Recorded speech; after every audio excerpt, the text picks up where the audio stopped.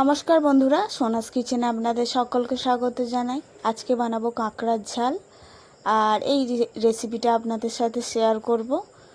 তো গঙ্গাসাগর থেকে ফেরার সময় আমি আর আমার বর এই কাঁকড়াগুলো কিনে এনেছি।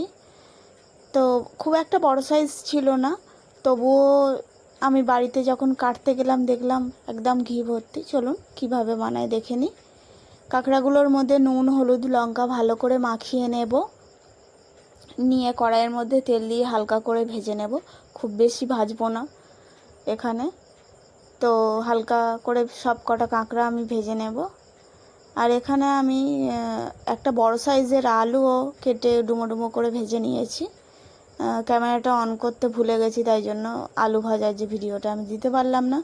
তো দেখুন আলুটা ভেজে নিয়েছি। এখানে কড়াইয়ে বেশ খানিকটা তেল দিয়ে তার মধ্যে 5 ফোড়ন দিলাম, আর দিলাম 2টো বড় সাইজের পেঁয়াজ কুচো দিয়ে নিলাম। এর মধ্যে দেব 3টে কাঁচা লঙ্কা, আর দেব বেশ খানিকটা নুন দিয়ে ভালো করে পেঁয়াজগুলো লাল লাল করে ভেজে নেব, কারণ নুনটা দিলে পেঁয়াজটা ভালো মজে। লাল লাল করে ভেজে নেওয়ার পরে ওর সাথে অ্যাড করব আমরা টমেটোটা একটু ভেজে নেওয়ার পরে ওর মধ্যে দেব আদা রসুনের পেস্ট, আর দেব লঙ্কা আর হলুদ গুঁড়ো। এখানে যে কোনো গুঁড়ো মশলা দিলে অল্প করে জল অ্যাড করবেন, কারণ যখন গুঁড়ো মশলা দিচ্ছেন তখন মশলাটা পুড়ে যাওয়ার ভয় থাকে। তো এখানে আমি অল্প পরিমাণে জল দিয়ে মশলাটা কষাবো, কারণ অল্প পরিমাণে জল দিলে কষানোটা খুব ভালো হয়। তো দেখুন বন্ধুরা, এখানে আমি একটু জল অ্যাড করব, খুব অল্প পরিমাণে। তো জল অ্যাড করলাম। কষানোর পরে যখন এই মশলাটা থেকে তেল ছেড়ে আসবে, তখন আমি এর মধ্যে ভেজে রাখা আলু আর কাঁকড়াগুলো অ্যাড করব।